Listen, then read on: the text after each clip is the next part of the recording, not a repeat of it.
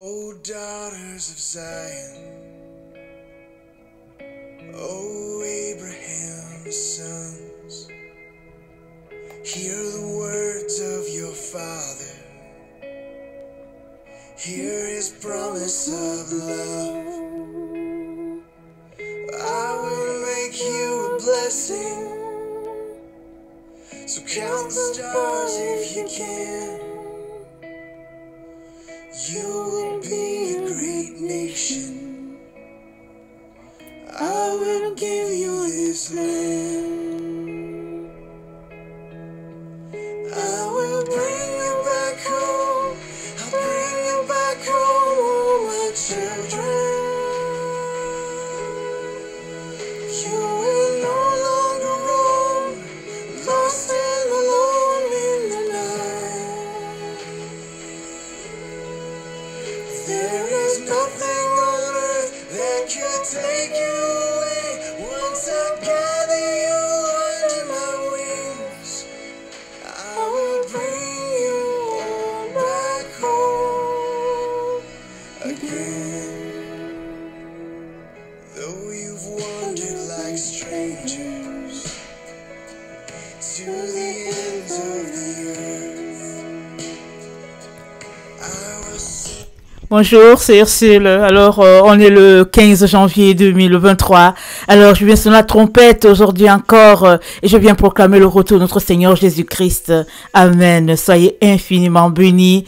Alors, hier, vous savez, c'était le sabbat et donc j'ai pris vraiment une journée vraiment de repos dans la présence du Seigneur avec cette chanson qu'il m'a donnée. Oh, j'étais vraiment béni, béni, béni. Et c'était quelque chose. La présence de l'Esprit, c'était quelque chose. Alors aujourd'hui, je viens vous goûter, je viens vous faire goûter un peu de ce que j'ai goûté hier. Amen. Alors, je vais mettre le lien de la chanson. Si vous voulez aussi l'écouter encore et encore pour qu'elle vous pénètre aussi, alors ce sera ainsi. Amen. Alors, voilà, je viens aujourd'hui parler de pourquoi est-ce que le dragon s'est tenu sur le sable de la mer. Apocalypse 12. Amen. Verset 18. Que le Seigneur bénisse sa parole. Amen. Soyez bénis. Alléluia. Alors, notre texte se trouve dans Apocalypse 12. Amen. Et c'est le combat de la femme contre le dragon. Et ça commence ainsi. Donc, ça commence par nous présenter la femme. Amen. Alors, la femme paraît. Amen. Et la femme, c'est qui? C'est la véritable Église de Jésus-Christ. Donc, on va commencer à lire. Voilà ce qui est dit. Un grand signe parut dans le ciel. Une femme enveloppée du soleil, la lune sous ses pieds, et une couronne de 12 étoiles sur sa tête. Elle était enceinte. Et elle criait étant en travail et dans les douleurs de l'enfantement. Amen. Alors, il nous est présenté, dès la lecture d'Apocalypse 12, une femme enceinte. Amen. Et cette femme, elle représente la véritable Église de Jésus-Christ. Et tout de suite après, on nous fait notre présentation. Le verset 3. Un autre signe parut encore dans le ciel. Voici, c'était un grand dragon rouge, ayant 7 têtes, 10 cornes, et sur ses têtes, 7 diadèmes. Alors, donc sa queue entraînait les tiers des étoiles du ciel et les jetait sur la terre. Et le dragon se tint devant la femme qui allait enfanter afin de dévorer son enfant lorsqu'elle aurait enfanté. Donc, la femme, elle a 12 étoiles sur la tête. Le dragon, il a aussi, disons, 17 personnes. Alors, ça peut être considéré comme des étoiles. Et donc, voilà une confrontation tout de suite, en partant. Dès qu'on commence à lire ce chapitre-là, on voit un combat de grande envergure entre la véritable Église de Jésus-Christ et le dragon. Mais le dragon, qu'est-ce qu'il représente? Il représente la fausse Église de Jésus-Christ, montée de toutes pièces par le serpent. Amen, le serpent ancien. Et c'est dit dans Apocalypse 12, le verset 7, ça nous dit que le serpent ancien. Et c'est qui? Pourquoi c'est mentionné le serpent ancien? C'est celui-là qui, dans Genèse, est venu séduire Ève. Alors, de serpent, c'est-à-dire un individu, il est devenu dragon. Il regroupe plusieurs entités. sociales, religieuses, politiques. En tout cas, c'est beaucoup de choses, n'est-ce pas? Alors, finalement, le serpent s'est infiltré dans toutes les sphères de la société, si bien qu'il est devenu un dragon. Donc, il se dresse devant la véritable Église de Jésus-Christ pour empêcher à la femme d'accoucher. Alors, on est informé en partant que la femme a avec elle le temps. Parce que sous ses pieds, il se trouve la lune. La lune, c'est le symbole du temps. Amen. Elle est environnée du soleil. Le soleil, c'est le fait d'être illuminé, d'être éclairé. Amen. D'avoir la conscience illuminée pour saisir ce que Dieu est en train de faire. Et les 12 étoiles, bon, évidemment, c'est les enfants de Dieu. Certains disent que c'est les 12 tribus d'Israël. D'autres disent que c'est les 12 apôtres. Peu importe, que ce soit Israël ou les apôtres, c'est les enfants de Dieu. Ça regroupe, amen, les étoiles, ça regroupe les enfants de Dieu, les enfants que Dieu a promis à Abraham en disant, tes enfants seront comme les étoiles du ciel. Amen, on ne pourra pas les compter, tellement il y en aura qui vont appartenir à Abraham, parce que Dieu a décidé de faire d'Abraham le père des nations. Amen. Alors, donc, le combat est intense entre les deux, entre la véritable Église et la fausse Église. Et nous sommes informés, amen, par l'apôtre Paul, dans 1 Corinthiens 3, le verset 9 à 11, que la véritable Église de Jésus-Christ ne peut pas être changée. Amen. Paul l'a dit, on va le lire. Ça ne peut pas être changé. Mais le dragon est là parce que le dragon l'a changé. Il a changé les conditions que Dieu a établies. Et il empêche, amen, tous ceux-là qui veulent la vérité, d'avoir accès à la vérité. Voilà pourquoi il se dresse devant la femme qui est sur le point d'accoucher. Mais qu'est-ce qu'elle accouche? Elle accouche la doctrine de Christ. Elle accouche la base. Elle accouche le fondement. Elle accouche la vérité. Elle accouche la lumière. Parce que pour accoucher, il faut être enceinte, n'est-ce pas? Il faut porter quelque chose. Alors, c'est ça que représente le combat de la fin dans lequel nous sommes. Alors, Paul nous dit dans 1 Corinthiens 3, amen, on va lire dans 1 Corinthiens 3, le verset, on va lire à partir du verset 9, ok? À partir du verset 9, voilà ce qui est dit. Paul dit, car nous sommes ouvriers avec Dieu. Vous êtes le champ de Dieu, l'édifice de Dieu. Nous sommes ouvriers avec Dieu. Donc, la véritable Église de Jésus-Christ, c'est l'assemblage, bien la réunion de tous ceux-là qui sont ouvriers avec Christ. Mais si tu es ouvrier avec Christ, alléluia, tu ne peux pas aussi être ouvrier avec le dragon. Si tu es ouvrier avec Christ, c'est que tu es en train de travailler selon les conditions que Jésus-Christ a établies de son Église.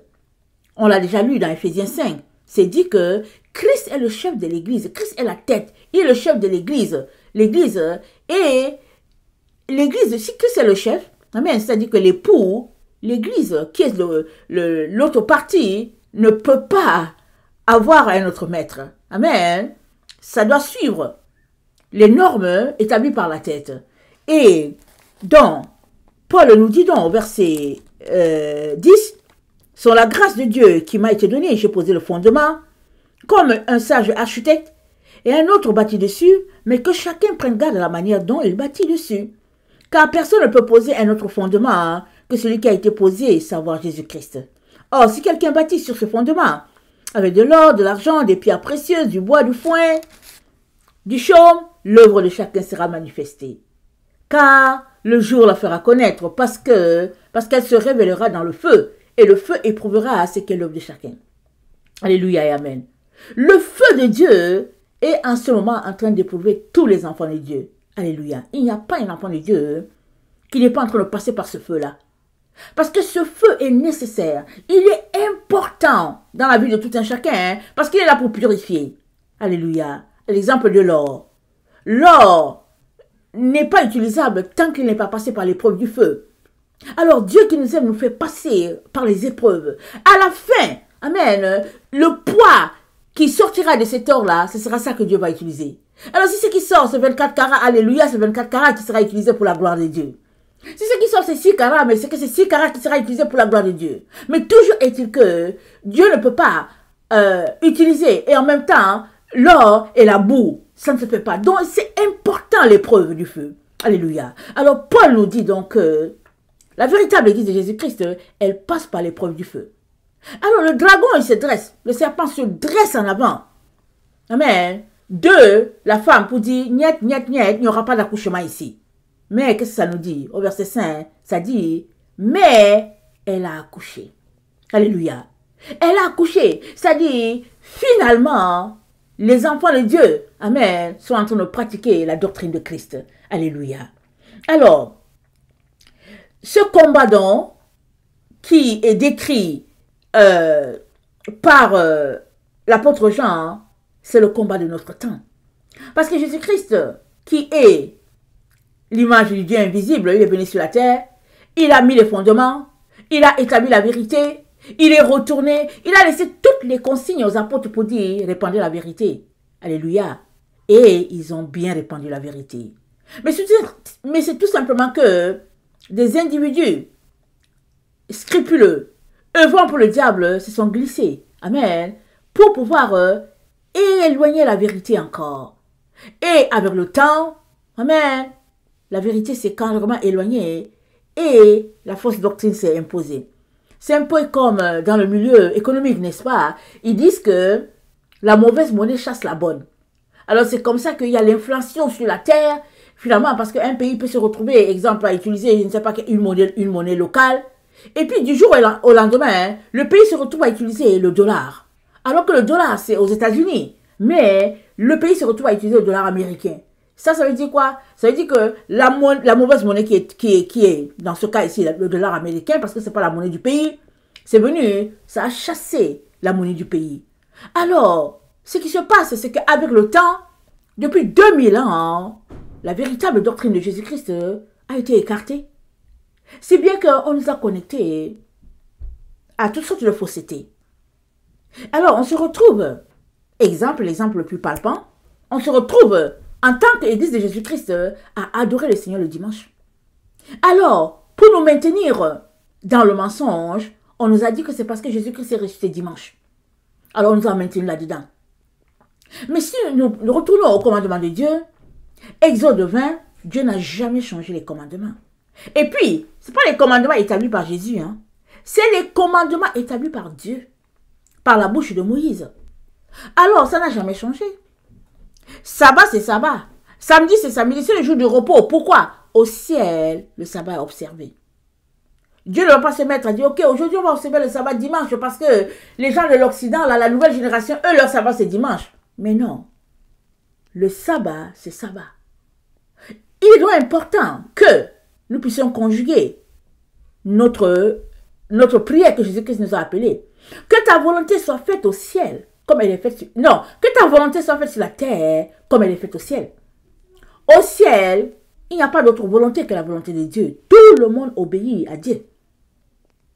Sur la terre, dépendamment des humeurs des uns et des autres, dépendamment des dénominations, alors chacun fait ce qu'il veut. On est rendu sur la terre comme autant de juges. C'est dit dans Juge que les gens, c'est dit dans Juge, c'est dit, en ce temps-là, les gens faisaient ce qu'ils voulaient. C'est dit dans Juge, je pense que le dernier chapitre de Juge, c'est dit là-dedans. C'est dit 2 fois, je n'ai pas le passage, mais si vous tapez ça sur Internet, vous allez voir. C'est dit que les gens faisaient ce qu'ils voulaient. Et c'est comme ça qu'on a eu sur la terre. Telle dénomination se lève et dit que non, chez nous, notre doctrine c'est ceci, c'est là. Telle autre se lève et dit que notre doctrine c'est ceci, c'est là. Mais, avec le combat d'Apocalypse 12, on comprend que Dieu veut que tous ses enfants soient réunis, assemblés, amen, derrière ce qu'il a établi. Une seule vérité. Et cette vérité se trouve dans Éphésiens 4, si j'ai bonne mémoire. Parce que tout dans Éphésiens 4, c'est dit, je vous exhorte donc moi, le prisonnier dans le Seigneur, à marcher d'une manière digne de la vocation qui vous a été adressé. En toute humilité et douceur, avec patience, vous supportant les uns les autres avec charité. Vous efforçant, écoutez bien, de conserver l'unité de l'esprit par le lien de la paix. Il y a un seul corps et un seul esprit. Comme aussi, vous avez été appelés à une seule espérance par votre vocation. Il y a un seul Seigneur, une seule foi, un seul baptême et un seul Dieu et Père de tous, qui est au-dessus de tous et parmi tous et en tous. Mais à chacun de nous, la grâce a été donnée selon la mesure du don de Christ. Alléluia. Donc, ce qui différencie les enfants de Dieu, se trouve dans les dons. Et c'est selon, comme c'est dit, la mesure que Dieu nous a donnée. Si Dieu t'a donné une mesure pour avoir 5 dons, alors c'est la grâce de Dieu pour toi. Amen. Mais pour tout le corps. Parce que ce qu'il a mis en toi, c'est pour 5 dons. Si pour l'autre, ce qu'il a mis, c'est pour un seul don, c'est la grâce de Dieu. Alléluia. Pour tout le corps de Christ. Pour toi là, c'est un seul don. Fais donc bien ton travail. Amen. Ne va pas dire que, ok, moi j'ai un seul don. Mais fais bien ton travail avec un don. Parce que c'est la grâce de Dieu qui agit en toi pour que tu aies un don. Et la grâce de Dieu agit en l'autre pour qu'il ait 6-7. C'est la grâce de Dieu. Amen. Donc, on ne peut donc pas se distinguer les uns les autres par la dénomination. Non, ça ne marche pas. La seule chose qui nous distingue, c'est comme on vient de lire, c'est les dons de Dieu en nous. Sinon, il y a un seul Dieu, un seul Sauveur, un seul Seigneur, un seul Esprit, un seul baptême, une seule doctrine. En tout cas, tout est un. Et on travaille ensemble pour l'unité du corps de Christ. Alléluia. Donc, le dragon se dresse devant la femme. Il ne veut pas que la femme accouche. Et elle accouche. Amen. Elle accouche. Mais surprise, elle accouche. Le dragon n'a pas su qu'elle a accouché. Il n'a pas su. Lisons Ésaïe 66.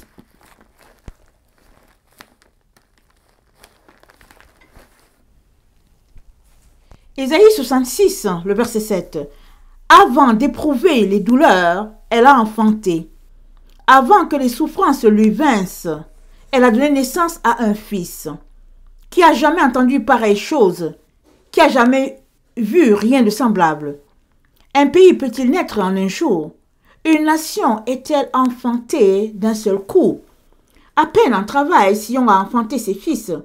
Ouvrirai-je le sein maternel pour ne pas laisser enfanter, dit l'Éternel. Moi qui fais naître, empêcherai-je d'enfanter? Dit ton Dieu, réjouissez-vous avec Jérusalem, faites d'elle le sujet de votre allégresse. Vous tous qui l'aimez, tressaillez avec elle de joie, vous tous qui menez deuil sur elle, afin que vous soyez nourris et rassasiés du lait de ses consolations, afin que vous savouriez avec bonheur la plénitude de sa gloire. Car ainsi parle l'Éternel, voici, je dirigerai vers elle la paix comme un fleuve, et la gloire des nations comme un torrent débordé. Et vous serez allaités, vous serez portés sur les bras, et caressés sur les genoux. Comme un homme que sa mère console, ainsi je vous consolerai. Vous serez consolés dans Jérusalem. Vous le verrez, et votre cœur sera dans la joie. Et vos os reprendront de la vigueur comme l'herbe. L'Éternel manifestera sa puissance envers ses serviteurs, mais il fera sentir sa colère à ses ennemis. Donc voilà.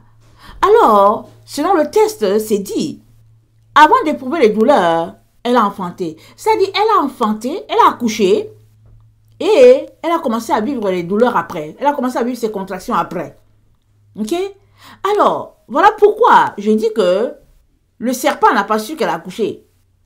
Parce que quand une femme accouche, il y a des cris. Il y a des cris du bébé, il y a aussi des cris de la femme. Soit la douleur, elle est telle que la femme pousse des cris. La douleur est telle qu'elle pleure, et puis elle crie, et puis toutes sortes de situations, dépendamment de comment elle vit son accouchement. Amen. Mais personne n'a su qu'elle a accouché. Amen. Parce que ça s'est passé tranquille, avec la présence de l'Esprit, avec Dieu, amen, le Seigneur, l'Esprit, ça s'est passé là tranquille. L'accouchement a eu lieu. Et qu'est-ce qu'elle accouche? Elle accouche Christ, elle accouche la vérité, elle accouche la doctrine, amen. Et tous les enfants de Dieu, nous sommes appelés tous à accoucher, amen. Parce que la première qui a accouché, qui nous a montré, c'était la première qui a accouché, et vers qui Dieu a pointé le doigt, c'est Marie. Amen. Marie a accouché, Marie a été enceinte. Alléluia. De la parole de Dieu. Amen. Et elle a accouché Jésus-Christ de la parole. Amen. Toi et moi sommes appelés à être enceintes de la parole, que tu sois homme ou une femme. Nous sommes appelés à consommer la parole de Dieu, à en être saturés. Et quand on va accoucher Christ. Alléluia. Alors, la femme dont elle accouche, et c'est son enfant, c'est dit quoi? C'est dit, attendez, on va retourner d'abord dans Apocalypse 12.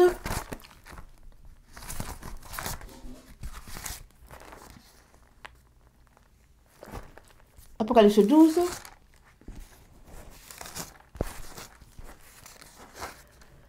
C'est dit, elle enfanta un fils qui doit paître toutes les nations avec une verge de fer. Et son enfant fut enlevé vers Dieu et vers son trône. Dans Apocalypse 2, amen, le verset 26 est dit, à celui qui vaincra et qui gardera jusqu'à la fin mes œuvres, je donnerai autorité sur les nations. Il les pètera avec une verge de fer, comme on brise les vases d'argile, ainsi que moi-même, j'en ai reçu le pouvoir de mon Père. Alors, tous ceux-là qui marchent sur le Seigneur et qui seront déclarés vainqueurs, amen, ils auront autorité sur les nations. Amen. Et ils vont faire le travail. Comment? Ils vont faire le travail en répandant la doctrine de Christ. La véritable doctrine, ils vont la répandre. Voilà pourquoi le serpent n'est pas content. Le dragon n'est pas content.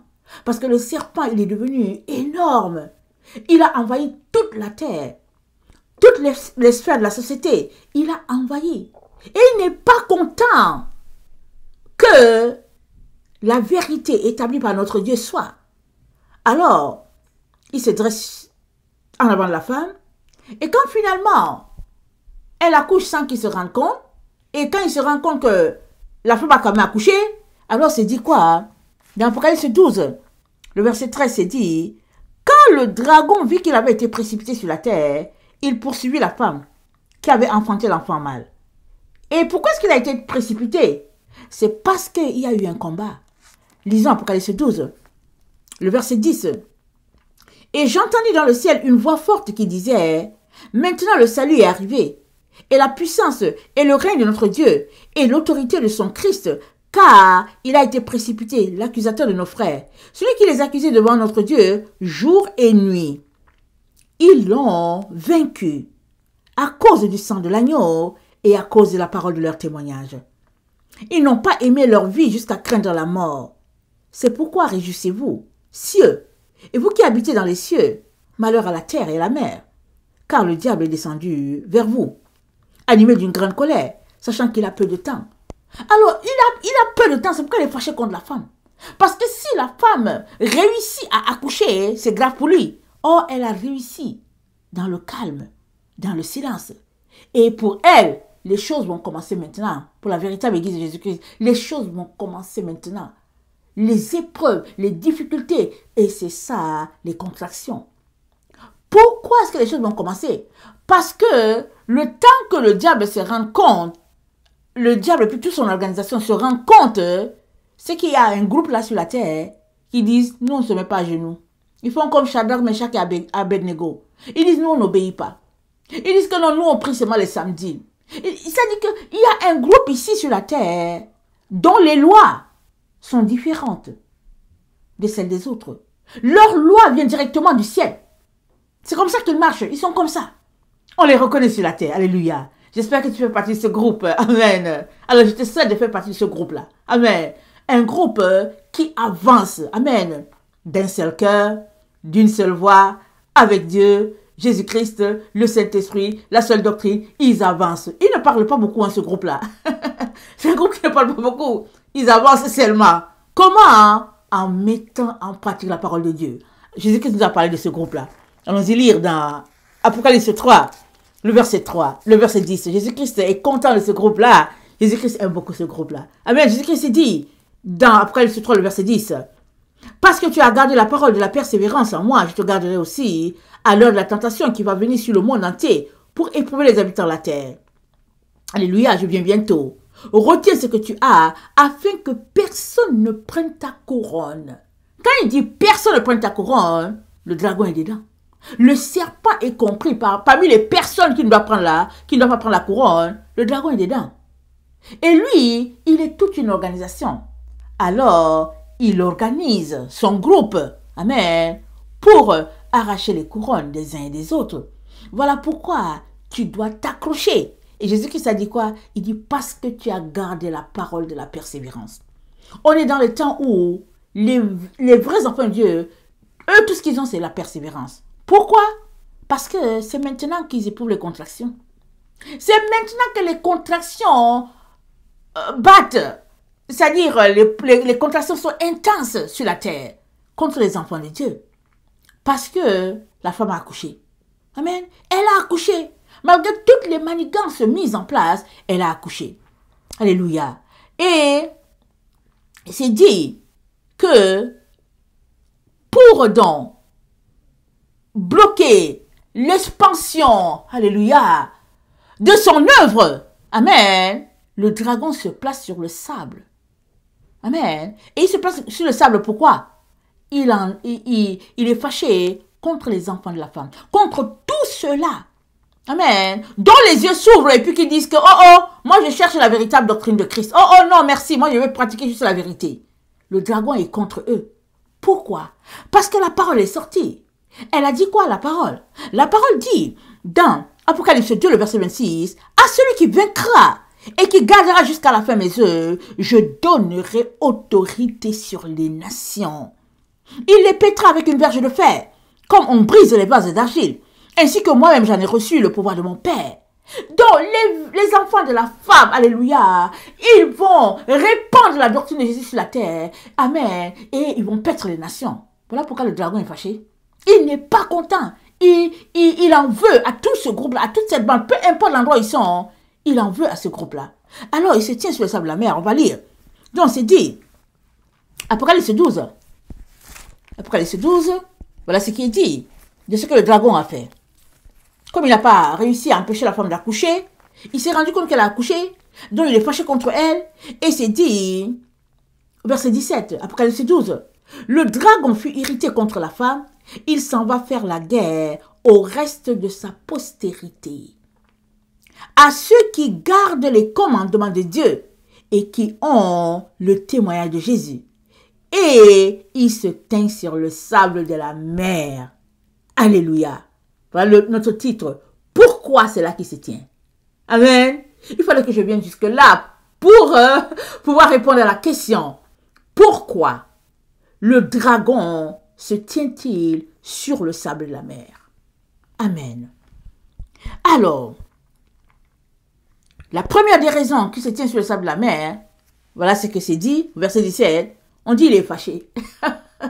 Il est fâché, le dragon est fâché. Excusez-moi. Le dragon est fâché et il se tient sur le sable de la mer. Ça, c'est la première raison. On vient de le lire. C'est pourquoi j'espère que tu as vu ça. C'est pourquoi j'ai un petit rire là. Parce que la réponse est directement là. Mais la deuxième réponse, elle se trouve dans Genèse 13. Amen. Allons-y voir ce que Dieu a dit. Alléluia. À notre père Abraham. Alléluia. Notre papa Abraham. Il y a des gens qui veulent voler sa place. Il y a des gens qui veulent voler sa place. Mais personne ne peut voler la place du Père Abraham. Il y a un seul Père des nations, c'est notre Père Abraham. Personne ne peut être encore Père Abraham. Alors, tous les autres qui veulent usurper la place du Père Abraham, je ne souhaite pas être à leur place. Je ne souhaite pas. Répentez-vous. Vous qui voulez voler la place du Père Abraham. Il y a un seul Père des nations, c'est notre Père Abraham. Alléluia. Alors, c'est dit dans Apocalypse 13, le verset 14, voilà ce que Dieu dit. L'Éternel dit à Abraham, l'Éternel dit à Abraham, parce que son nom n'était pas encore Abraham, ok? L'Éternel dit à Abraham, après que Lot se fut séparé de lui. Donc, Abraham, Dieu l'a dit de partir. Amen, qui va lui indiquer l'endroit. Abraham est parti avec son neveu Lot. Et il y a eu des problèmes entre les bergers. Finalement, ils se sont séparés. Amen. Et quand ils se sont séparés, Dieu vient parler à Abraham. Rappelez-vous, quand ils se sont séparés, je vous encourage à aller lire Genèse 13. Ils se sont séparés. Lot a pris la partie charnue. Là où c'était vert, là où c'était beau. C'est ça que Lot a pris. Abraham a pris l'autre partie désertique, l'autre côté. Amen. Et une fois que Lot est parti avec son bétail, avec sa famille, Dieu vient parler à Abraham. Et il lui dit, lève les yeux. Et du lieu où tu es, regarde vers le nord et le midi, vers l'orient et l'occident. Car tout le pays que tu vois, je te le donnerai à toi et à ta postérité pour toujours. Amen. Alléluia. Amen. J'espère que tu es content. Tu es dedans. Alléluia. Dieu t'a compté dedans. Alléluia. Célèbre le Seigneur pour cela. Tu es fils d'Abraham par la foi. Amen. Alors, je rendrai ta postérité comme la poussière de la terre, en sorte que si quelqu'un peut compter la poussière de la terre, ta postérité aussi sera comptée. Lève-toi, parcours le pays, dans sa longueur, dans sa largeur, car je te le donnerai. Amen et alléluia. Alors Dieu dit à Abraham, lève-toi, parcours le pays. Ça dit, marque ton territoire, Abraham, marque ton territoire. Alléluia. Abraham s'est levé, il a marqué son territoire. Amen et alléluia. Et je t'informe, tu fais partie. Amen. Mais le diable est au courant de ce que Dieu a dit à Abraham, de ce que Dieu a dit à Abraham. Le diable est au courant. Dieu a dit à Abraham quoi? Je rendrai ta postérité comme la poussière de la terre. Dans d'autres versions, c'est dit, je rendrai ta postérité comme le sable. Amen. Il dit, en sorte que si quelqu'un peut compter le sable de la terre, ta postérité aussi sera comptée. Amen. Dieu a pris un point. Dieu a pris un repère. Il a dit à Abraham, regarde le sable. Ta postérité sera comme ça. Alléluia. Mais le diable a entendu. Alors il va se pointer sur le sable de la mer. Parce qu'il veut voler. Amen. La promesse d'Abraham. Il se tient là aussi. Parce que vous savez, le diable, il est toujours après ce que Dieu a. Amen. Là où Dieu a dit quelque chose, le serpent, il vient là-bas. Dieu a dit à Adam et Ève, prenez possession, multipliez, répandez. Il dit possédez. Amen. L'espace que je vous donne. Et, évidemment, ils étaient appelés à marcher dans la droiture et la lumière et la vérité. L'ennemi est venu les envoyer sur notre champ. Il a dit à Ève, il faudrait marcher selon le bien et le mal. Ça, c'est pas ce que Dieu a dit. Pour Dieu, c'est pas le bien et le mal. Mais il a amené Ève sur ce terrain-là où elle devrait et pratiquer le bien et en même temps aussi pratiquer le mal. Or, Jésus-Christ a dit à quoi à Laodicée? Il a dit à Laodicée, tu n'es ni chaud, tu n'es ni froid, je te vomirai.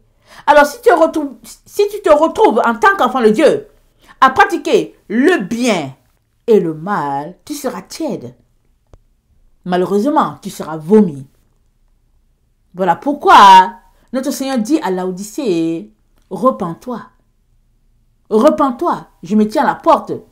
Si tu m'ouvres, amen, c'est que tu as entendu que j'ai frappé. Et maintenant que si tu m'ouvres, parce que tu as entendu, je vais souper avec toi. Mais je ne viens pas souper avec toi et le diable. Non, Laodicée, je viens souper avec toi dans une relation d'intimité, toi et moi. C'est ça que Jésus-Christ dit à Laodicée. Qu'est-ce que Jésus-Christ est en train de dire à Laodicée? Il dit non, c'est juste une relation d'intimité de toi à moi. Il n'y a pas une autre personne. Et le diable, ce qu'il veut, c'est que nous ayons une relation avec Dieu et une relation aussi avec lui. Alors, il n'a pas changé ses tactiques. Alors, il a mis en place une stratégie pour empêcher la femme d'accoucher, elle accouche. Il met en place une stratégie pour aller contre elle et ses enfants et tout. Et il se place au niveau de la mère. Parce que là, il se rend compte qu'il a été précipité. il se rend compte que les enfants de Dieu sont en train d'avancer dans la guerre. Ils sont en train d'avancer, ils sont en train de prendre le territoire. Amen. Quel territoire? La vérité, la justice, la lumière, la bonté. C'est-à-dire, ils sont en train de se dépouiller des œuvres de la chair. Amen. Pour prendre possession de la terre promise.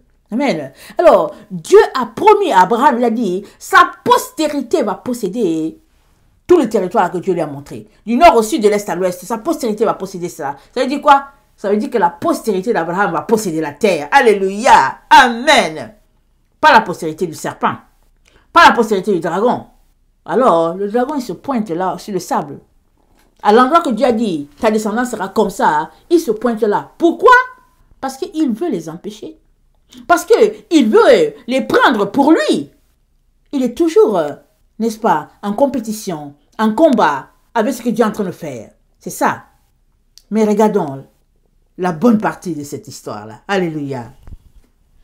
Alors, malgré, n'est-ce pas, les stratégies que le diable met en place, la femme accouche.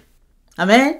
Alors, le diable vient se placer au niveau du sable de la mer et il utilise toutes sortes de stratégies. Amen. Pour séduire les enfants de Dieu. Voilà pourquoi, quand ils ont demandé à Jésus-Christ, les disciples, quand sera la fin? Jésus-Christ leur a dit, prenez garde que personne ne vous séduise. Parce qu'une fois que tu es séduit, mais c'est fini. Il dit, prenez garde. Paul est venu, il dit que personne ne vous séduise. C'est-à-dire, il dit, organisez-vous pour que personne ne vous séduise. Paul est venu, il a appuyé. Jean a appuyé pareil. Pierre a appuyé. Jude a appuyé. Les disciples, ils étaient toujours en train d'encourager les enfants de Dieu à tout faire pour ne pas être séduits. Et voilà les stratégies que le Satan a mis en place pour séduire les enfants de Dieu. Alors, il se place au niveau du sable de la mer. Amen. Au niveau du sable, comment on appelle ça là? Le symbole que Dieu a donné à Abraham, il se place là. Parce qu'il veut arracher à Abraham ce que Dieu lui a donné. Alors, première stratégie, il se place, amen, et il a 10 cornes sur la tête, et il a 7 autres têtes qui sont les têtes de blasphème. Amen. Ça c'est Apocalypse 13, le verset 1. Amen. Et quand on continue de lire, il y a une tête là qui est atteinte de mort, mais la blessure est guérie. Amen. Mais pourquoi ici l'ennemi veut l'ennemi mimique Christ? Parce que Christ est mort et il est ressuscité. Alléluia. C'est ça que le dragon fait. Le serpent. Il vient imiter Christ. Parce que Christ est mort. Christ est ressuscité. Donc, le dragon vient aussi avec sa stratégie pour envoyer une blessure. C'est dit, la blessure mortelle. Amen. Mais nous savons que cette blessure, ce n'est pas une blessure par le couteau. Ou bien une blessure par la machette. C'est une blessure par l'épée. Alléluia. L'épée, c'est quoi? C'est la parole de Dieu. Donc, c'est la parole de Dieu qui a blessé la tête. Amen. De l'ennemi. C'est dit ça. C'est écrit. Apocalypse 13. Le verset 14. Vers la fin, c'est dit. Et les habitants de la terre. Pardon. Il disait aux habitants de la terre de faire une image à la bête qui avait la blessure de l'épée et qui vivait. Donc, la bête avait été blessée par l'épée. Et l'épée, ce n'est autre que la parole de Dieu. Donc, l'ennemi, amen, vient, le dragon, il se place sur le sable, l'endroit, le symbole, l'endroit que Dieu a désigné à Abraham, que Abraham devait compter ses enfants comme le sable, il se place là, pour arracher tous ceux-là qui voudront passer. Amen. Alors, première stratégie, il se présente, 10 cornes sur la tête, 7 autres de blasphème. Deuxième stratégie, ça c'est la première stratégie, Apocalypse 13, le verset 1. Deuxième stratégie, Apocalypse 13, le verset 11. Il vient maintenant comme un agneau. Deuxième stratégie de séduction, il vient comme un agneau. Apocalypse 13, verset 11. Puis je vis monter de la mer, puis je vis monter de la terre, une autre bête qui avait 2 cornes, semblable à celle d'un agneau, et qui parlait comme un dragon. Ah, il est comme un agneau, mais il parle comme un dragon. Alors, c'est dit quoi? Il séduisait les habitants de la terre par des prodiges qu'il était donné de faire, disant aux habitants de la terre de faire une image à la bête. qui vivaient. Amen. Et tous ceux-là qui refusaient d'honorer cette bête-là, amen, étaient mis à mort. C'est là qu'on est. C'est là qu'on est. Un décret va sortir. Ne vous inquiétez pas. Un décret va sortir sur la terre. Demandant aux gens de faire comme Shadrach, Meshach et Abednego. Shadrach, Meshach et Abednego, quand ils ont refusé, on les a jetés dans le feu. Dans notre temps ici, c'est dit dans Apocalypse 6, c'est dit dans Apocalypse 5, le verset 9, c'est dit, quand il ouvrit le 5e sceau, je vis sous l'autel les âmes de ceux qui avaient été immolés à cause de la parole de Dieu et à cause du témoignage qu'ils avaient entendu. Ils crièrent d'une voix forte, disant, jusqu'à quand, Maître saint et véritable, tardes-tu à juger et à tirer vengeance de notre sang sur les habitants de la terre? Verset 11. Une robe blanche fut donnée à chacun d'eux, et il leur fut dit de se tenir en repos quelque temps encore, jusqu'à ce que fût complet le nombre de leurs compagnons de service et de leurs frères qui devaient être mis à mort comme eux. Amen. C'est là, leurs frères qui devaient être mis à mort. Alors, il y a un groupe là, bientôt, qui va passer par le fil de l'épée. Pourquoi? Parce qu'ils vont refuser d'adorer le 666. Ils vont refuser. Ils vont dire quoi? Parce qu'en fait, il y a plusieurs enfants de Dieu. Quand tu leur dis que c'est la fin, ils disent, oh, n'importe quoi. N'importe quoi. Ou bien ils disent que non, on a encore le temps. Mais ou bien ils vont te dire que oui, mais c'est la fin, mais on doit chercher l'argent. Mais il y en a plusieurs qui vont se réveiller sur cette réalité-là, cette vérité-là. Ils vont dire, niet, niet, niet. Moi, je ne prends pas. Si vous voulez me tuer, tuez-moi, anyway. Et c'est de ce groupe-là qu'il est question ici dans Apocalypse 5, le verset 11. Alors, la deuxième stratégie donc, du dragon, amen, sa deuxième stratégie de séduction, c'est de venir comme un agneau. Et pendant que les gens sont en train de dire que, ah non, mais alléluia, amen et tout, il leur sera proposé d'avoir sur eux, d'adorer le 666, la bête, toujours la 4e bête de Daniel qui vient sur une autre facette. Amen. Et quand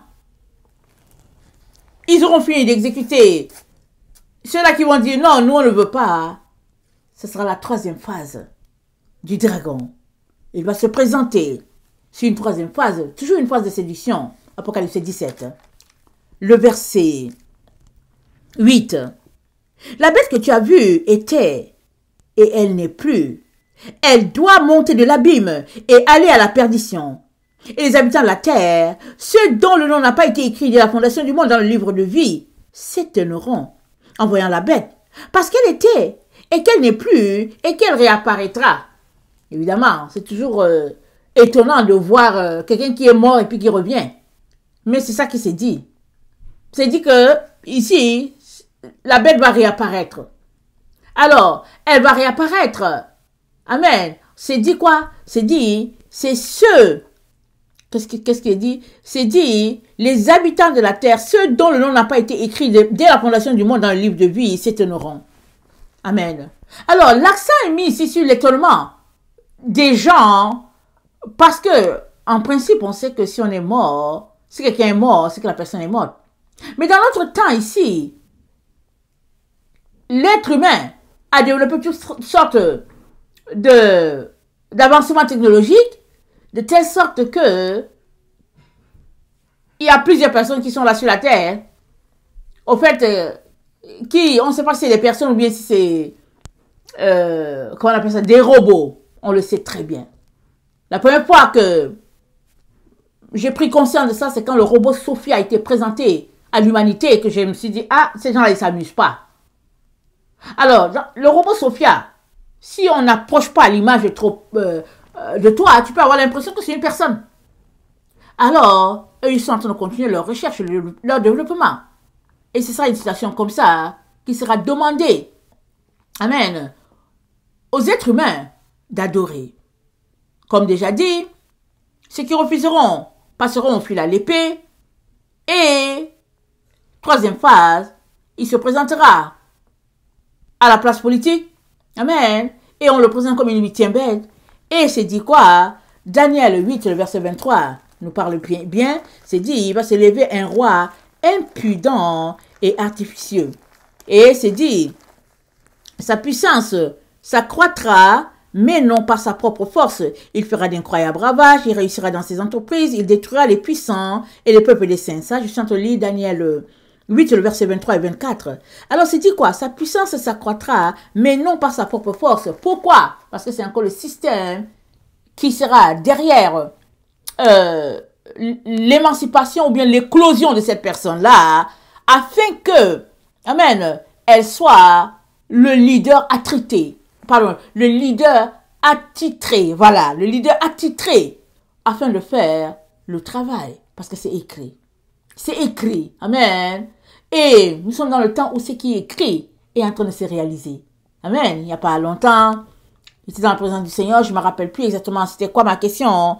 Et le Seigneur m'a répondu ainsi, il m'a dit, Ursule, on est dans les temps où les prophéties écrites depuis sont en train de se dérouler. Depuis le temps, vous savez que Daniel a vécu avant Jésus-Christ. Amen. Tout ce qui a été dit doit se réaliser. Amen. Parce que notre Dieu, c'est le Dieu de la prophétie. Amen. Et c'est en train de se passer sous nos yeux. Alors, on n'a pas besoin d'être là pour savoir que oui, ça se passe comme ci, ça se passe comme ça. Quand le timing de Dieu arrive, quand tu sois au Japon, ou bien que tu sois en Afrique du Sud, la chose va arriver. Et puis, si tu es quelqu'un qui prie, Dieu va te révéler, il va dire que ah, voilà le stade où l'humanité est rendue. Voilà le niveau où on est rendu.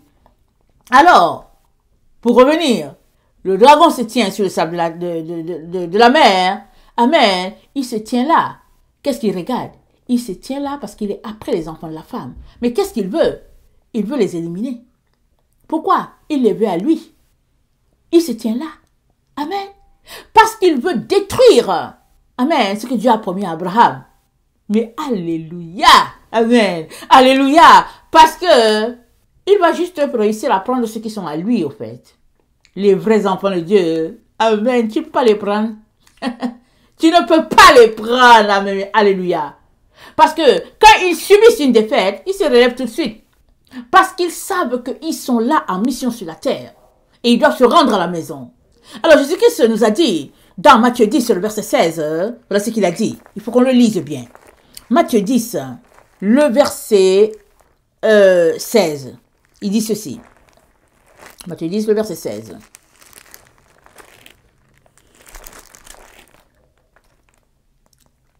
Voici, je vous envoie comme des brebis au milieu des loups. Soyez donc prudents comme les serpents et simples comme des colombes. Et ailleurs c'est dit, soyez rusés comme des serpents et simples comme des colombes. Voilà la bonne partie de l'histoire. Amen. Parce qu'un véritable enfant de Dieu, alléluia, il sait très bien utiliser, amen, la colombe et le serpent. Amen. Pourquoi? Parce que ce n'est que comme ça que tu peux te purifier. Amen et alléluia. Amen et alléluia. On est appelé à être simple comme des colombes. La colombe, c'est le Saint-Esprit. Tu ne peux pas avancer dans l'œuvre de Dieu si tu ne marches pas par le Saint-Esprit. La Bible dit, ceux qui sont conduits par l'Esprit de Dieu sont fils de Dieu. Les enfants de Dieu ne se conduisent pas eux-mêmes. C'est que le Saint-Esprit qui les conduit. Tant que le Saint-Esprit ne leur dit pas de bouger, ils ne bougent pas. Ils marchent sur les ordres du Saint-Esprit. Et si tu marches sur les ordres du Saint-Esprit, c'est que Dieu va pouvoir, pour que tu aies le type d'épée qu'il faut, amen, pour combattre. Parce que sur le chemin où tu t'en vas, à un moment donné, le serpent va se pointer. Il va se pointer. Mais pourquoi est-ce que le serpent se pointe? Amen. Pourquoi est-ce que le serpent se pointe? Je te dis pourquoi il se pointe. Le serpent se pointe parce que dans la vie de tout être humain, un serpent est nécessaire pour toi, pour que tu puisses passer de l'autre côté. Parce que, c'est dit quoi? Allons-y lire. Genèse 3. C'est dit, Genèse 3. Le serpent était le plus rusé de tous les animaux des champs. La ruse du serpent est très très importante pour tout enfant de lumière. Nous avons besoin d'être rusés, c'est-à-dire quoi? Nous avons besoin d'être méticuleux. Nous avons besoin de faire très attention avant de poser notre pied. C'est ça que ça veut dire la ruse. Nous avons besoin d'être... c'est-à-dire avant de bouger, il faut s'assurer qu'on doit bouger. Sinon, c'est mieux de ne rien faire, de regarder. Avant de parler, il faut s'assurer que tu as la permission de Saint-Esprit de parler. Sinon, tu ne fais rien. Parce que vous savez, le serpent, c'est difficile d'attraper un serpent. Moi, j'ai vécu dans les zones là où il y avait les serpents. Hein, et je vous dis, j'ai appris, amen, par, comment on appelle ça, mes oncles, mes tantes qui étaient là, j'ai appris, amen, à comment marcher pour ne pas se faire piquer par le serpent. Parce que l'endroit où on était, c'était rempli de serpents, hein, et c'est le serpent venimeux. Alors, le serpent, tu ne le prends pas comme ça. Ça, le serpent ne va pas se placer pour que tu le piétines. Si le serpent se place pour que tu le piétines, si tu vois un serpent qui est devant toi, qu'il te voit venir, il n'a pas fui, c'est que le serpent là, il est mort. Et s'il n'est pas mort, c'est qu'il t'attend. Excuse-moi que je te dise. C'est qu'il t'attend. C'est que quelqu'un l'a envoyé sur ton chemin et il est là, il t'attend, il joue au mort.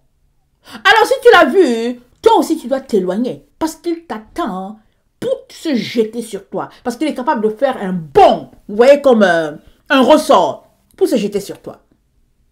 Alors, il est rusé, toi aussi tu dois être rusé. C'est ça que Jésus-Christ nous a dit. Il dit, soyez simples comme des colombes. C'est-à-dire quoi? L'humilité.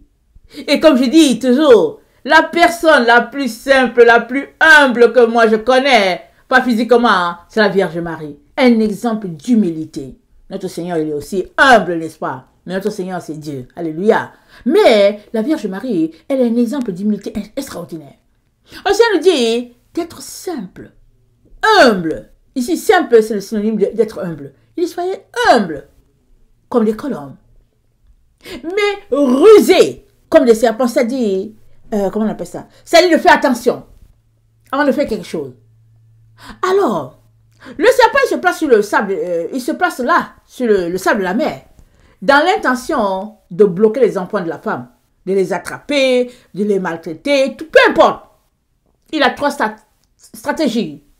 Apocalypse 13, le verset 1, Apocalypse 13, le verset 11, Apocalypse 17, le verset 8. Ce sont ces stratégies pour tromper les enfants de Dieu.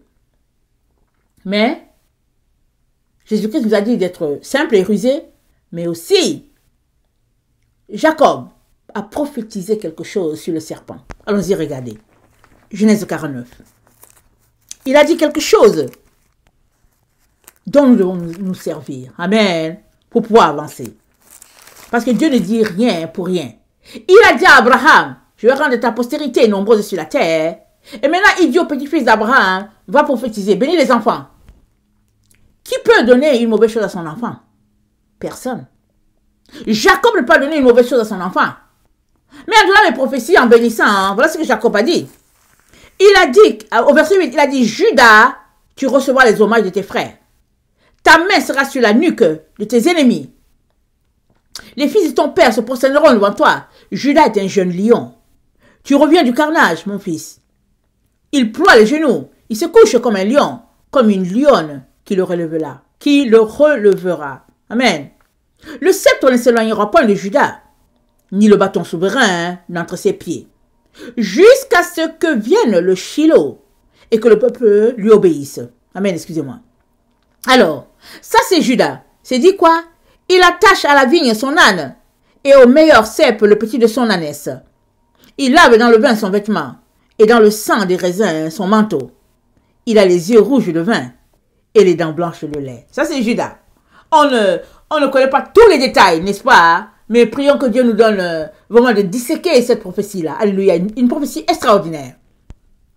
Mais, dans Genèse 49, le verset 16, le même Jacob, il dit que Judas sera un roi. Ça dit que Judas va régner sur les enfants de son père. On sait qu'avant cela, il y avait Joseph Amen. Maintenant, à 16, il dit, Dan jugera son peuple, comme l'une des tribus d'Israël. Dan sera un serpent sur le chemin, une vipère sur le sentier, mordant le talon du cheval, pour que le cavalier tombe à la renverse. Mais on peut s'arrêter pour dire que, mais attends, qu'est-ce qui se passe?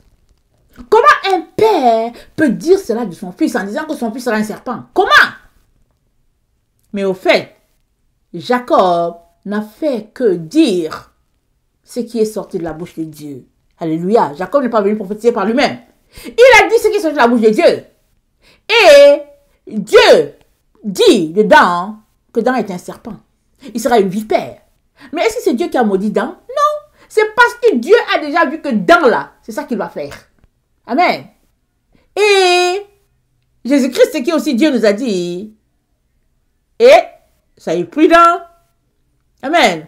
Comme des serpents, simples comme des colombes.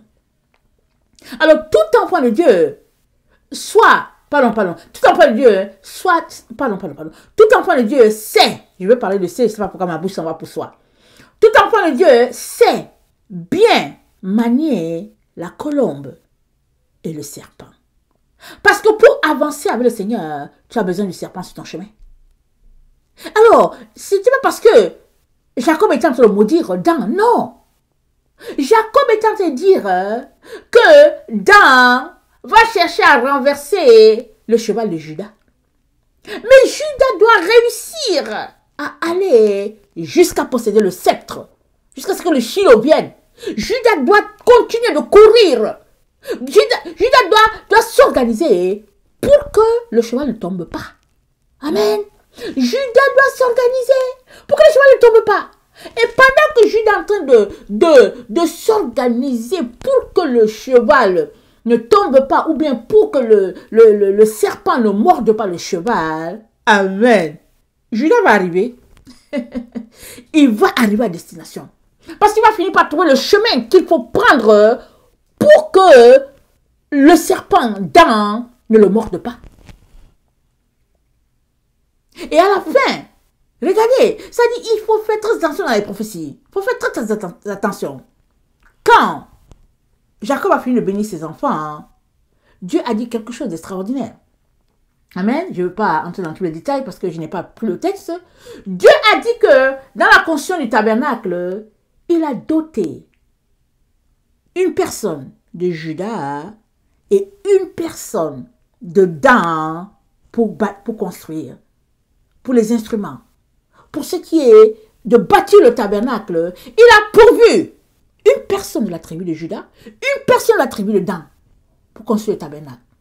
Ça veut dire quoi? Il est en train de dire que sur cette terre où nous marchons, nous devions être des enfants saints. Et pour être saints, sur notre chemin, nous aurons besoin de la colombe et nous aurons besoin du serpent. Pas pour que le serpent nous morde ou bien morde les autres, mais nous avons besoin de la ruse du serpent parce que nous avons lu que le serpent était le plus rusé de tous les animaux. Ça dit quoi? Toi et moi devons être des personnes rusées. Pas rusées dans le mauvais sens, rusées dans le sens de la prudence. Nous devons être des personnes très prudentes. Avant d'avancer quelque chose, nous devons faire attention. Avant d'écouter, ça dit que où est-ce que tu marches? Qu'est-ce que tu fais? Il faut faire très attention.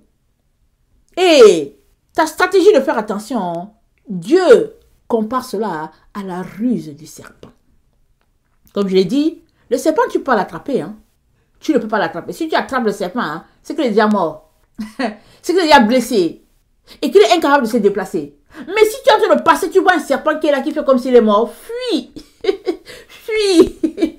Parce que s'il n'est pas mort, il va sauter sur toi. Sur ton cou, il va t'attraper. C'est ça le serpent. Il joue juste au mort. Mais il va t'attraper. C'est à toi de regarder pour dire, oh, je préfère passer loin. Dan sera un serpent sur le chemin, une vipère sur le sentier. Vous savez, la vipère, c'est un animal, comment on appelle ça là? J'oublie le nom, venimeux. Il y a des serpents qui ne sont pas venimeux. La vipère, elle est remplie de venin. Et même quand la vipère n'est plus là, si son os te pique, ça peut être fatal pour toi. La vipère est très très venimeuse. Venimeuse, voilà. Alors, c'est dit que dans sera un serpent, une vipère. Pendant que tu marches sur la terre là, en train d'aller vers le trône de Dieu là, il y aura toujours des serpents sur ton chemin. Il y en aura. Mais tu restes pas là pour dire que ouais, je n'ai pas avancé parce que le serpent était sur mon chemin. Mais non, tu dois t'organiser pour arriver. Tu dois t'organiser. Tu dois t'organiser pour contourner le serpent. C'est ça la ruse. C'est ça le côté rusé du serpent. Tu dois t'organiser. Mais si tu restes là à dire, oh, le serpent est sur mon chemin, je ne peux pas passer. Mais tu ne passeras pas alors. Tu ne passeras pas. Parce que les épreuves sur la terre, il y en a beaucoup. L'opposition, il y en a. Mais ça fait partie de ce que Dieu a mis sur notre chemin. Allons-y, lis Deutéronome 30. Dans Deutéronome 30, Dieu dit une vérité qui est là pour tout un chacun. Amen. Il dit, excusez-moi, excusez le bruit de trucs. Le verset 15, vois, je mets aujourd'hui devant toi la vie et le bien, la mort et le mal. Car je te prescris aujourd'hui d'aimer l'Éternel ton Dieu, de marcher dans ses voies et d'observer ses commandements, ses lois et ses ordonnances, afin que tu vives et que tu te multiplies et que l'Éternel ton Dieu te bénisse dans le pays dont tu vas prendre possession. Mais, écoute bien, si ton cœur se détourne, si tu n'obéis pas, si tu n'obéis point, et si tu te laisses entraîner à te prosterner devant d'autres dieux et à les servir, je vous déclare aujourd'hui que vous périrez, que vous ne prolongerez point vos jours dans le pays dont vous allez entrer en possession après avoir passé le Jourdain. Mais tu peux t'arrêter pour dire, Seigneur, bon, il y avait les nations sur mon chemin, et puis je n'avais pas le choix, et puis bon, voilà. Mais c'est pas ça que Dieu dit. Dieu dit, j'ai mis devant toi la vie et le bien, la mort et le mal. Il dit, je te prescris aujourd'hui de marcher devant l'Éternel. C'est lui qui a placé les deux choses. Et il te dit de marcher. Ça veut dire quoi? Ça veut dire, tu dois choisir la vie à tout prix. Peu importe les peuples là qui sont là devant toi, qui adorent d'autres dieux, toi, tu ne dois pas t'occuper d'eux. Tu dois seulement choisir la vie. Il dit,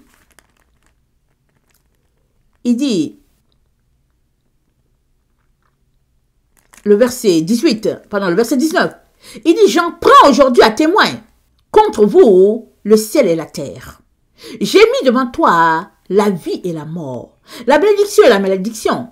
Choisis la vie afin que tu vives, toi et ta postérité, pour aimer l'Éternel ton Dieu, pour obéir à sa voix et pour t'attacher à lui.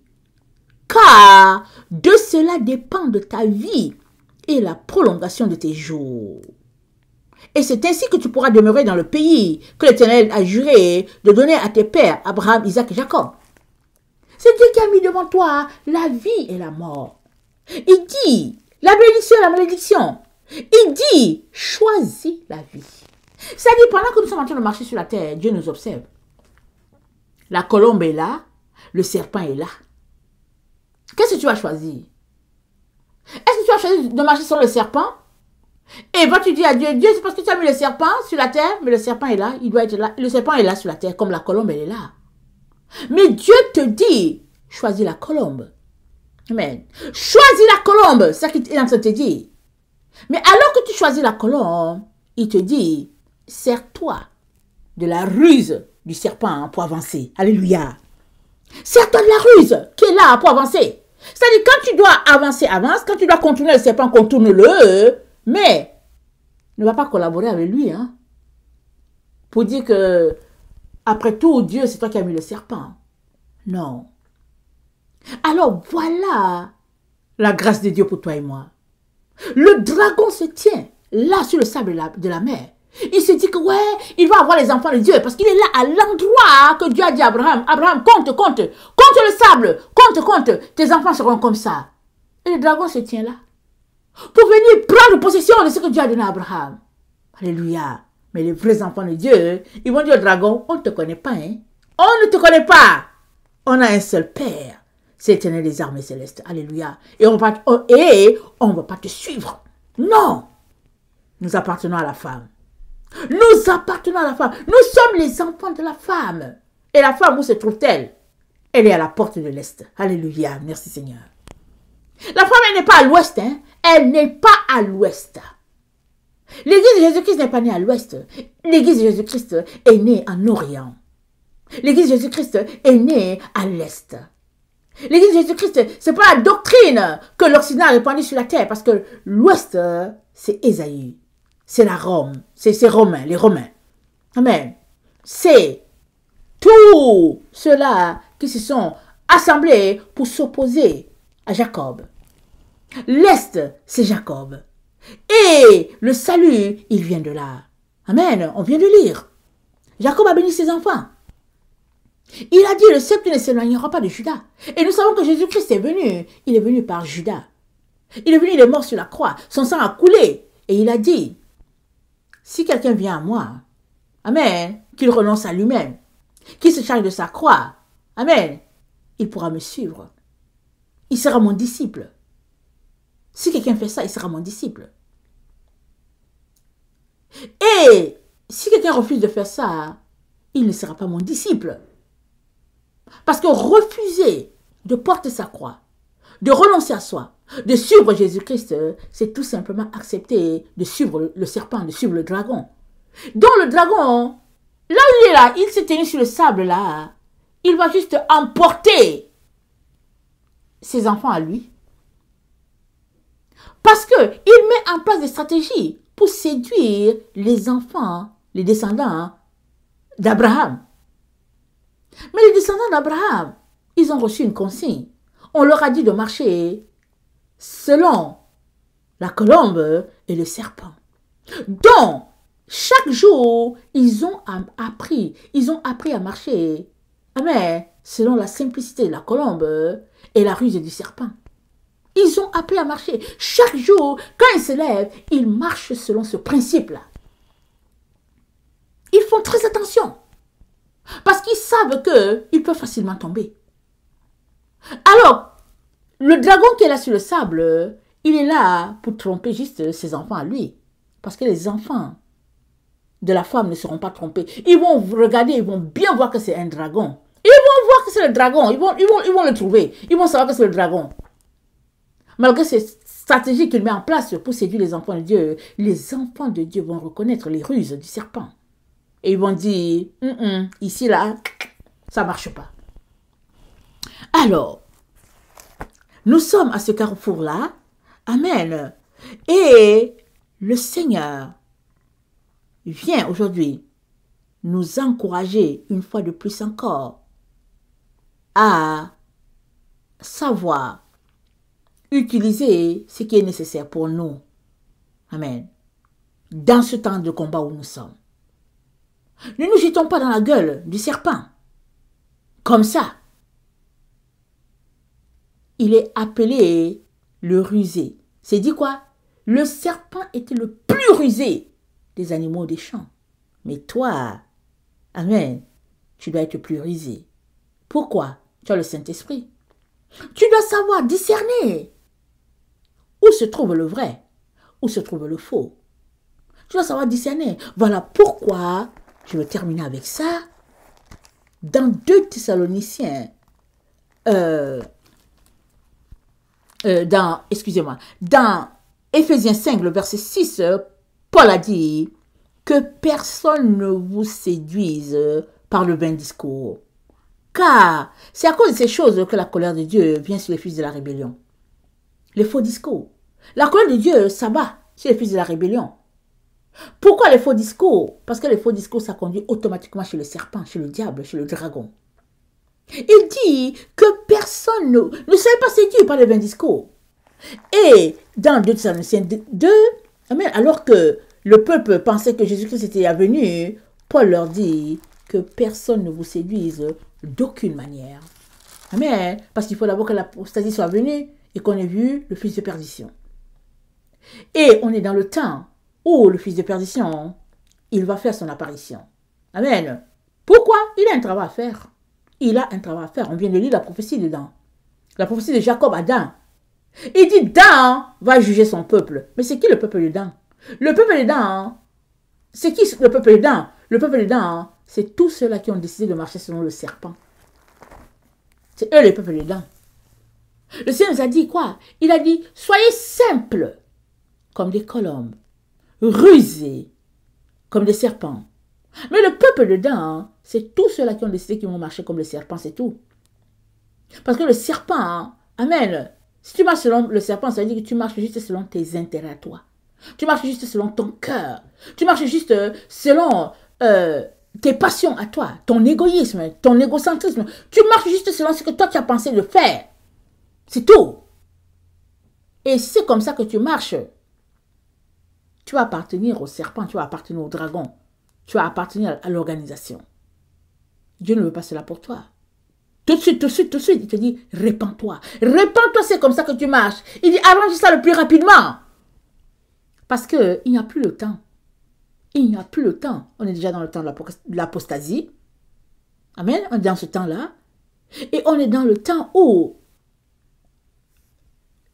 le fils de perdition doit prendre sa place. Alors, qu'est-ce qui te reste comme temps? Presque rien. Presque rien. Sinon, le temps de te repentir et de venir pleurer devant Dieu pour dire, Père, je me suis égaré. Père, je n'ai pas cru. Père, viens à mon aide, sauve-moi. Sauve-moi, sauve-moi Seigneur, sauve-moi. C'est ça qu'il nous reste à faire. Et je viens nous encourager tous à être dans ce temps-là, devant Dieu, le cœur brisé, amen, et contrit, les larmes, pour qu'il nous sorte de cette situation pas du tout agréable, dans laquelle plusieurs vont se retrouver. La bonne nouvelle, c'est qu'il y a des gens qui sont comme ça. C'est que quand tu leur dis qu'il y a un danger, ils ne croient pas, ou bien ils reportent toujours. Et puis, devant le danger, c'est là que ils vont faire un saut de géant pour se sauver. Alors, le dragon posté là sur le sable de la mer prendra certains dans son sac, comme on dit, dans sa gibecière, mais plusieurs aussi lui échapperont. Parce que plusieurs, à ce moment-là, les écailles vont tomber des yeux de plusieurs. Plusieurs vont dire, ah, si c'est ça là, je peux faire mourir. Plusieurs vont mourir martyrs. Parce qu'ils vont se rendre compte que, oh, ils se sont fait avoir. Et que dans le fond, on est à la fin de la fin de la fin. Et je viens vous dire que ce n'est pas juste une image. Ce n'est pas une image de dire que, ok, Apocalypse 12, le verset 18, le dragon est là sur le sable de la mer. Non, non, ce n'est pas une image. La vérité est que on est dans ce temps-là. Le dragon est là sur le sable. Il s'est posté là sur la promesse d'Abraham. Parce qu'il veut arracher à Abraham des enfants. Mais Dieu a dit, oh, il dit ta descendance. Il dit Abraham, Abraham, compte le sable. Alléluia. Tes enfants seront comme ça. Il dit Abraham, compte les étoiles. Tes enfants seront comme ça. Et les enfants de Dieu, amen, les enfants de la femme, amen, ils savent que leur père c'est Abraham. Alléluia. Et ils sont tous en train de se réveiller. Ils sont en train de se réveiller. Et je viens t'encourager à te réveiller, dardar. Réveille-toi. Réveille-toi. Relève-toi. Et Christ t'éclairera. Éphésiens 5, le verset 14. Réveille-toi. Relève-toi. Christ t'éclairera. Donc tu as un travail à faire. C'est d'accepter ce que tu es en train d'entendre là. Pour dire que si c'est ainsi, si c'est le temps dans lequel nous sommes, alors Seigneur, sauve-moi. Aide-moi à mettre en place les stratégies pour pouvoir me sauver et sauver ma famille. Alléluia. Que le Seigneur bénisse sa parole. Je vous aime beaucoup. et Dieu davantage. Maranatha, Jésus revient. Amen et alléluia. Soyez bénis.